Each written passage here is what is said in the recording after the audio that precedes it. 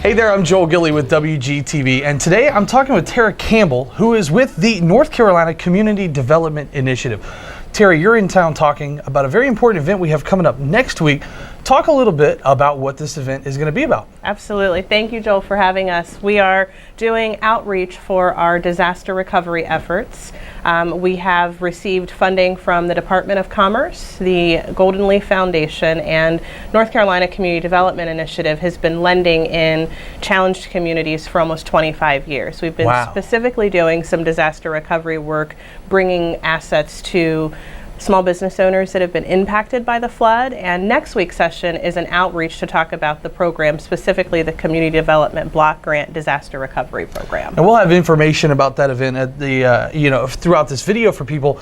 A lot of people don't realize that there is still money out there for small businesses that may have been affected by Hurricane Matthew. Absolutely. And one of the things that we're trying to help spread the word about is that funding that's available. So businesses actually can apply for up to $75,000 in forgivable loan funds. So it would be matched with a loan, but to have forgivable loan funds is almost like a grant for those business owners who are trying to recover since they've had damage to their shop. They need additional working capital. And so at the outreach session, we'll talk about the program, but also give them an opportunity to come back to an application working session to fill out the application, go through that with us, and make sure they have all their documentation to submit the application. Now, the key word there is forgivable loans. Absolutely. I mean, it's essentially, am I wrong by saying it's free money?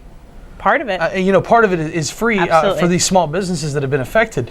And another thing that a lot of people may not realize is some of this money can be used for things like marketing and just getting your business back on its feet. Absolutely. Marketing, small renovation, if there was expansion necessary and they were unable to do that or businesses stopped. So true working capital for businesses. And we realize that some are restarting rather than recovering. So truly the gamut of gap financing, maybe they're relocating and need to purchase or acquire, perhaps it's equipment needs or inventory that was lost, but working capital we see as being the biggest one with that loss of revenue our business owners endured during that disaster. So it's a great tool. And you guys are doing these sessions all over the affected areas, right? We are. You guys have been on the road, busy. We have been. We've focused our efforts starting on those that have been most impacted, Cumberland County, Wayne County, Robeson, and Edgecombe, and have done, we're up to about 4 sessions already. We've received applications upwards of 5 already, and we're on the road. So we want to make sure that we get the resources in the hands of the folks that need it. Yeah.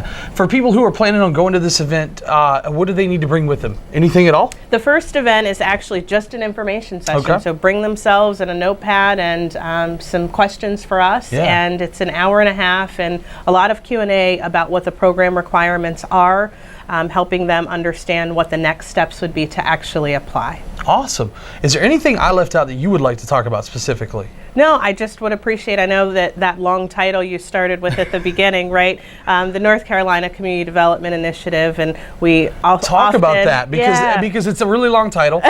And a lot of people may not know about the organization. So I appreciate that. We have been around for almost 25 years, and so wanting to just provide a sense of comfort in the fact that we've been doing this work for a while, and our focus on really reinvesting and investing in those communities that have been not only impacted but devastated in other ways. And so looking to support community revitalization, and we typically do that in 3 ways: our strategic investment like capital, the sector leadership, and also smart policy. So we're also out advocating for our business owners across the state of North Carolina. Yeah. How can people find out more information about your organization as well as the event? Yep. www.ncinitiative.org. There's a ton of information there on the organization as well as the program. Awesome. And then also on Facebook as well? We are on Facebook. Yeah. And we're also on Twitter. Oh, look at you. I know, we're pretty fancy. But there is a Facebook page. I've seen it, and it's got all the events listed. Yep. It's also on our page as well. So if you have any questions, you can check out Wayne County Government on Facebook, but also the initiative. Absolutely. You can check out more information there. Anything else we left out? I think that takes it. Awesome. We look forward to seeing you guys next week as you're back here for the informational session. Perfect. And small business owners, if you need capital, if you were affected by Hurricane Matthew, she's your girl to talk to next week.